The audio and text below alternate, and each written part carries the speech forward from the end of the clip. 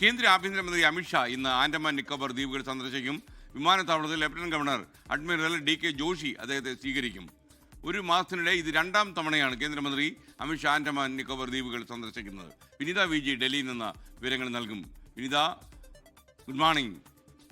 ഒരുപക്ഷെ ഇത്തരം അടുത്തടുത്ത് ഉള്ള സമയത്ത് ഇദ്ദേഹം സന്ദർശിക്കുന്നതിലുള്ള കാര്യം എന്താണ്? വെരി ഗുഡ് മോർണിംഗ് എസ്കേൻ സൂചിപ്പിച്ചതുപോലെ തന്നെ ഒരു മാസത്തിനിടെയുള്ള രണ്ടാമത്തെ സന്ദർശനമാണ് കേന്ദ്ര ആഭ്യന്തരമന്ത്രി അമിത്ഷായുടേത്. ഇത്തവണ അദ്ദേഹം പോകുന്നത് പാർലമെന്ററി കൺസൾട്ടേറ്റീവ് കമ്മിറ്റി യോഗത്തിൽ അധ്യക്ഷത വഹിക്കുക എന്നൊരു ലക്ഷ്യത്തോടു കൂടിയാണ്.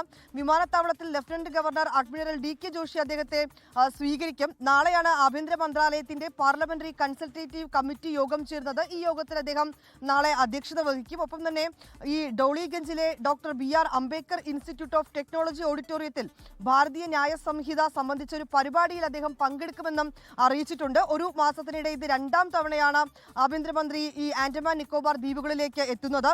VD സവർക്കറുടെ കവിതയുടെ സാഗ്ര പ്രാൺ എന്ന ആ കവിത അതുമായി ബന്ധപ്പെട്ടുകൊണ്ടുള്ള ഒരു പരിപാടിയുമായി ബന്ധപ്പെട്ട് ഡിസംബർ 12-ന് ആഭ്യന്തരമന്ത്രി ആൻഡമാനിൽ പോയി സന്ദർശനം നടത്തിയിട്ടുണ്ടായിരുന്നു. അതിനുശേഷമാണ് ഇപ്പോൾ ഇത് രണ്ടാം തവണയും വീണ്ടും സന്ദർശനം നടത്തുന്നത്. ലോകത്തെവിടെയായാലും ഏത് സമയത്തും 24 വാർത്തകളും ഓഗ്മെന്റഡ് റിയാലിറ്റി പാക്കേജുകളും എക്സ്പ്ലെയിനറുകളും വിശദമായി കാണാൻ ഞങ്ങളുടെ YouTube ചാനൽ നിങ്ങൾക്ക് സബ്സ്ക്രൈബ് ചെയ്യാം.